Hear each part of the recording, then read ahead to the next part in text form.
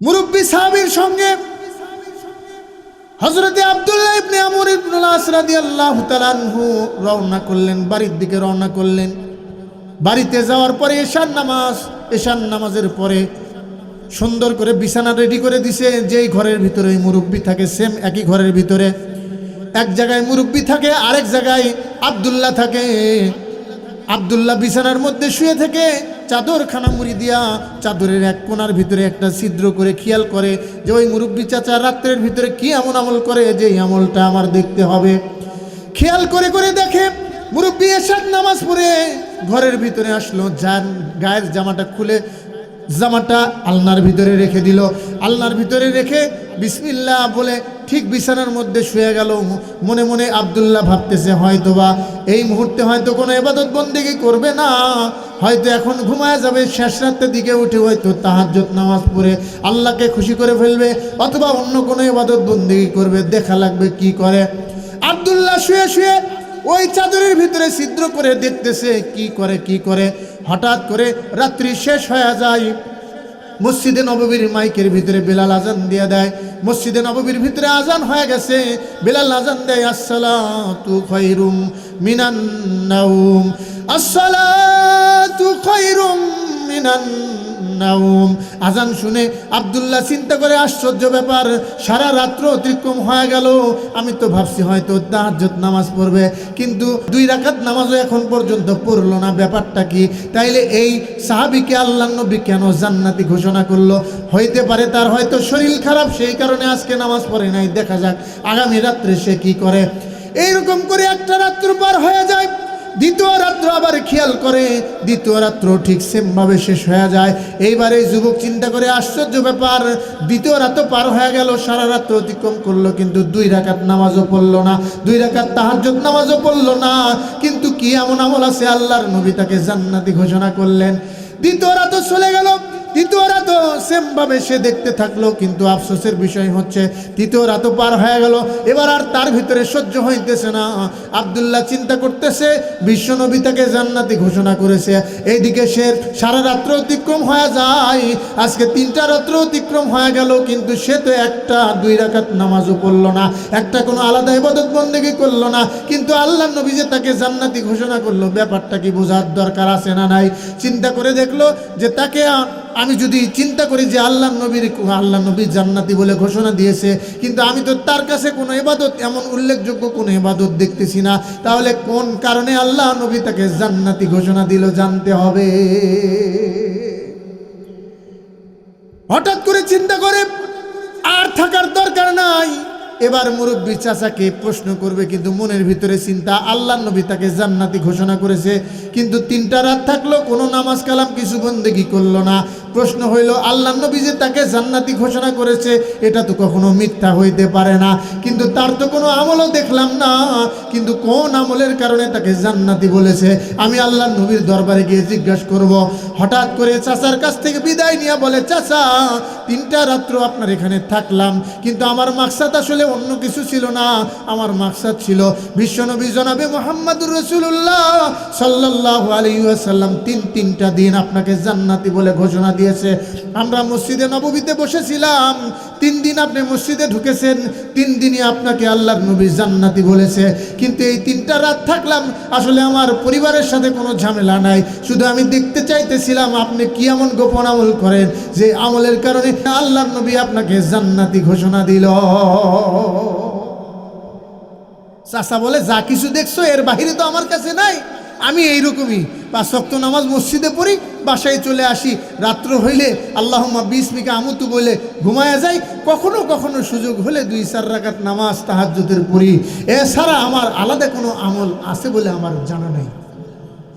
এখন তার মনের ভিতরে প্রশ্ন, আশ্চর্য ব্যাপার, এত বেশি আমল করলাম, এত বেশি আমল করি, আল্লাহর নবী কখনো আমাকে জান্নাতি বলল না, অথচ এই সাহাবী চাচা বলতেছে কোনো কিছুই করি না, যা দেখলেন তাই, এইটা দিয়ে কিভাবে জান্নাতি হয়?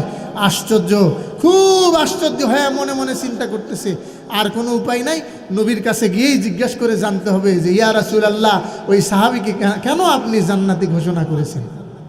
এই চিন্তা করে সে মসজিদের নববীর দিকে হাঁটা ধরছে। তো চলতেছে, বাড়ির থেকে বের হয়ে কিছু দূর যাওয়ার পরে পেছন থেকে চাচাকে ডাক দিছে, ভাতিজাকে ডাক দিছে, ভাতিজা এদিকে আসো। চাচা কি বলেন?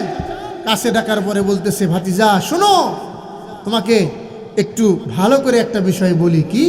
তুমি আমার যা কিছু দেখছো এর বাহির তো আমার কিছু নাই, তবে আল্লাহর রসুলের একটা হাদিস আমি শুনেছি, যেই হাদিসের উপরে আমি সব সময় আমল করি।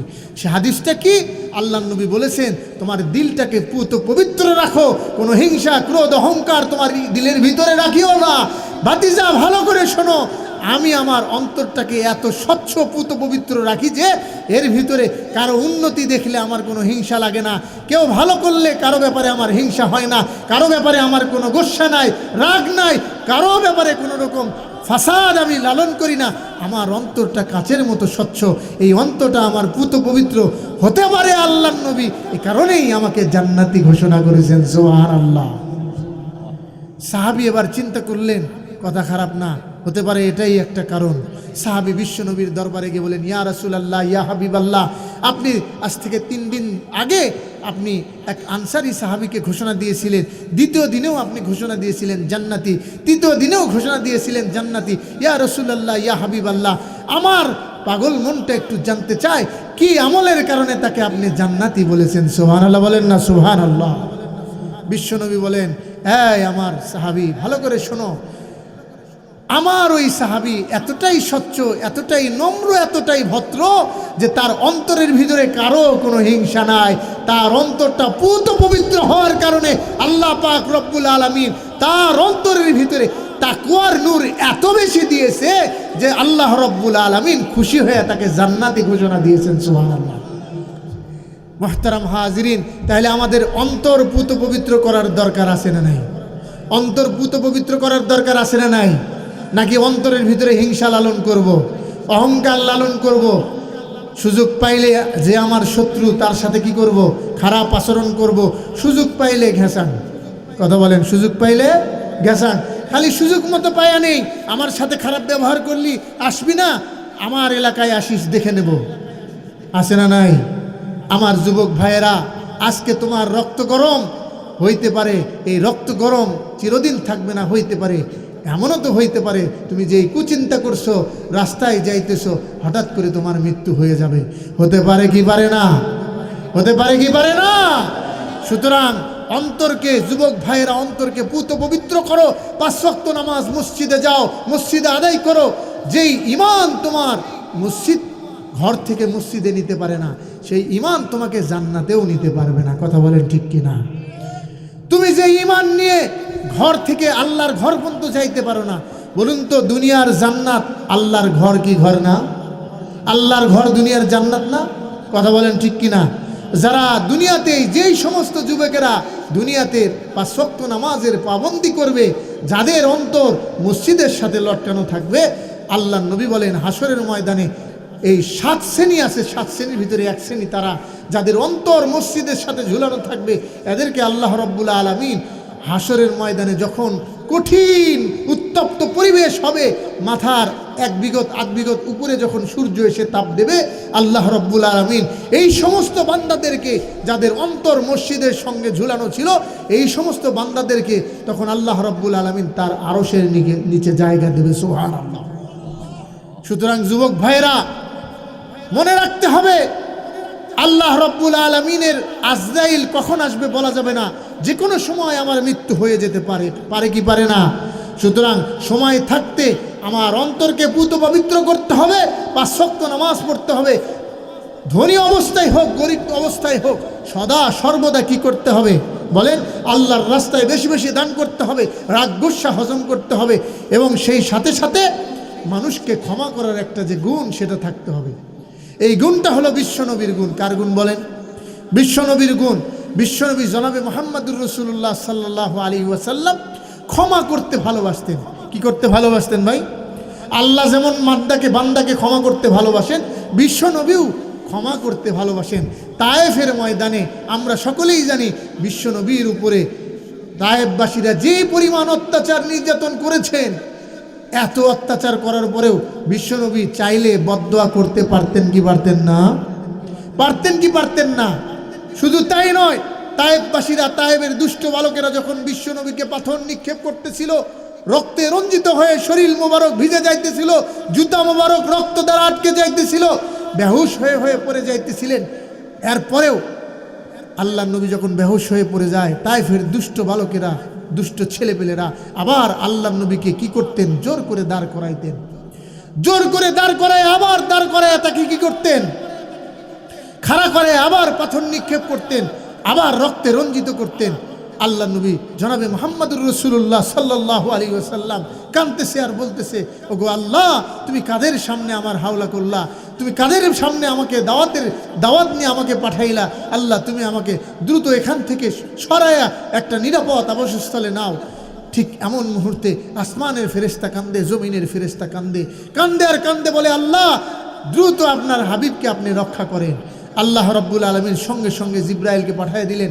জিব্রাইলকে পাঠিয়ে দিয়ে বললেন, ইয়া রাসূলুল্লাহ, ইয়া হাবিবাল্লাহ, আপনি শুধু জবান দিয়ে বলেন, এই তায়েফের এই জালেমদেরকে পাহাড়ের দুই দিক থেকে একত্রিত করে পাহাড়ের মাঝখানে পিষ্ট করে তাদেরকে ধ্বংস করে দিই, তাদেরকে শেষ করে দিই, নিষ্পেষিত করে দিই।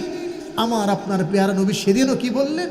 আমার আপনার পেয়ারা নবী বললেন, আমি তো রহমতের নবী, দয়ার নবী, মায়ের নবী। তারা তো আমাকে চেনে নাই, হইতে পারে তারা হয়তো আমার উপরে ঈমান আনে নাই, কিন্তু তাদের পরিবার পরিজন, তাদের বংশধরের মধ্যে কেউ হয়তো আমার উপরে কালেমা পড়ে মুসলমান হয়ে যাবে। আল্লাহু আকবার বলেন। আল্লাহ। বিশ্বনবী জনাবে মুহাম্মদুর রাসূলুল্লাহ সাল্লাল্লাহু আলাইহি ওয়াসাল্লাম ফাতহে মক্কার দিনে, যেই দিন মক্কা বিজয় হয়ে গেল, জনাবে মুহাম্মদুর রাসূলুল্লাহ সাল্লাল্লাহু আলাইহি ওয়াসাল্লাম মক্কার বুকে দাঁড়ায় আছেন আর ঘোষণা দিতেছেন, এই মক্কার অধিবাসীরা, তোমরা যারা এতদিন পর্যন্ত আমার উপরে জুলুম, অত্যাচার, নির্যাতন করেছো, সীমাহীন জুলুম করেছো, আজকে এই ফতেহ মক্কার দিনে, মক্কা বিজয়ের দিনে ভালো করে শুনে রাখো, এই সুযোগে তোমাদেরকে সাধারণ ক্ষমা ঘোষণা করলাম। আল্লাহ নবী জনাবে মুহাম্মদুর রাসূলুল্লাহ সাল্লাল্লাহু আলাইহি ওয়াসাল্লাম ঘোষণা দিয়ে বলেন, লা তাসরিবা আলাইকুমুল ইয়াউম, আজকে কারো ব্যাপারে কোনো অভিযোগ থাকলো না, সবাইকে আমি সাধারণ ক্ষমা ঘোষণা করে দিলাম। তোমরা যারা আজকে আমার কাছে আত্মসমর্পণ করবে, আমার কাছে আত্মসমর্পণ করলে তোমাদেরকে কিছু বলা হবে না, তোমাদেরকে ক্ষমা করে দেওয়া হবে। শুধু তাই না, তোমাদের লিডার আবু সুফিয়ানের বাড়িতে যে যদি তোমরা কি করো, আত্মসমর্পণ করো, সেখানে গিয়ে যদি তোমরা লুকায়া থাকো, সেখানে যদি আশ্রয় গ্রহণ করো, তোমাদেরকেও সাধারণ ক্ষমা ঘোষণা করে দিলাম, তোমাদের সবাইকে আমি সাধারণভাবে মাফ করে দিলাম। যখন ফতেহ মক্কা হয়ে গেছে, মক্কা বিজয় হয়ে গেছে, মক্কার কাফিররা দূর দূরে ছোটাছুটি শুরু করে দিয়েছে। চিন্তা করতেছে, আজকে আব্দুল্লাহর পুত্র মুহাম্মাদের সামনে পড়লে মেসাকার হয়ে যাবে, সবার কাল্লা কর্তন করে দেবে, হত্যা করে ফেলবে। কারণ সবার আমল জানা আছে, সবাই কি পরিমাণ জুলুম অত্যাচার মুহাম্মাদের উপরে করেছে। কথা বলেন ঠিক কিনা? সবার অতীতের কথা মনে পড়ে গিয়েছে। সবাই বলে, হায় রে, আজকে মুহাম্মদ বিজয় লাভ করেছে। মুহাম্মদ যখন এতিম ছিল, নামাজে গেলে তার পিঠের মধ্যে উটের পচা ভরিয়ে দিয়ে তাকে অত্যাচার করেছি।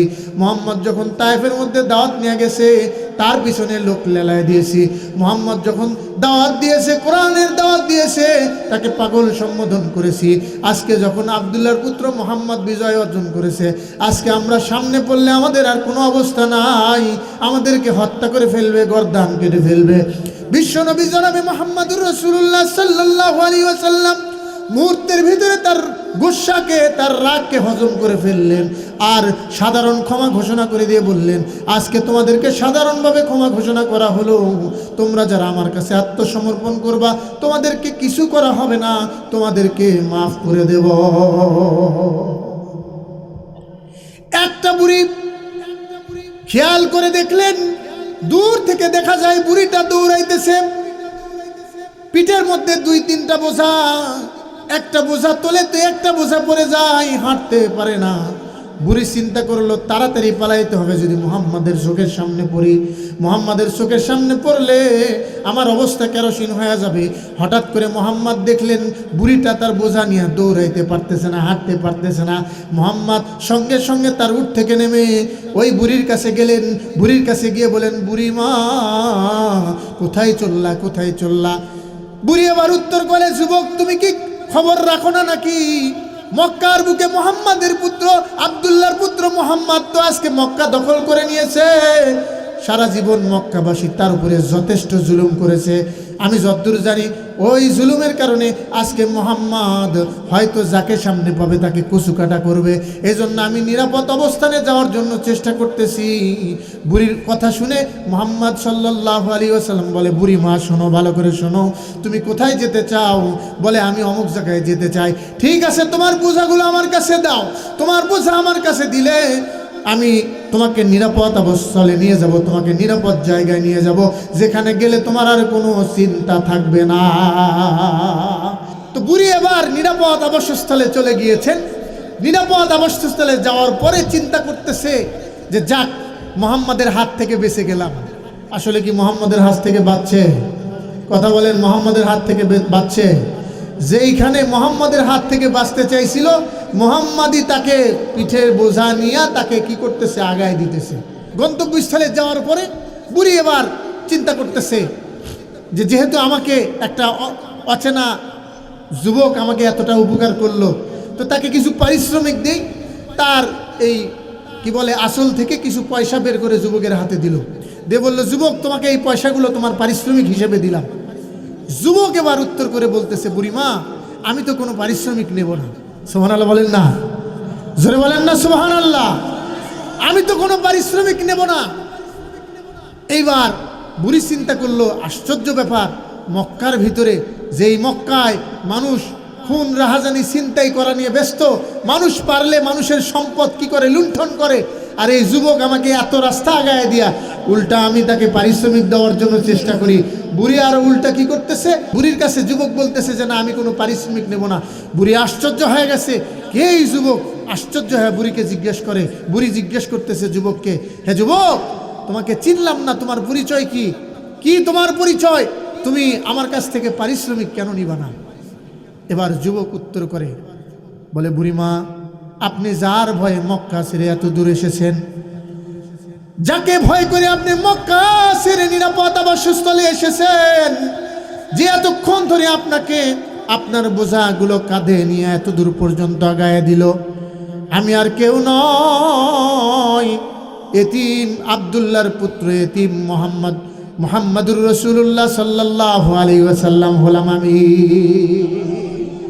বুড়ি আশ্চর্য হয়ে বলে, কি বলো, তোমার আখলাক চরিত্রে এত সুন্দর, তোমার দিলটা এত পুত পবিত্র, না জানি মক্কার কাফেররা কত কিছু বলেছে। আহারে, যদি তোমার সামনে তোমার সাথে যদি আরো আগে আমার দেখা হয়ে যাইতো, আমি কিন্তু মুসলমান হয়ে যাইতাম। ও মুহাম্মদ, আজকে আর দেরি করতে চাই না, তোমার আখলাক দেখে আমি পাগল হয়ে গেলাম। আমাকে পড়ে দাও আশহাদু আল্লা ইলাহা ইল্লাল্লাহু ওয়া আশহাদু আন্না মুহাম্মাদান আবদুহু ওয়া রাসূলুহু।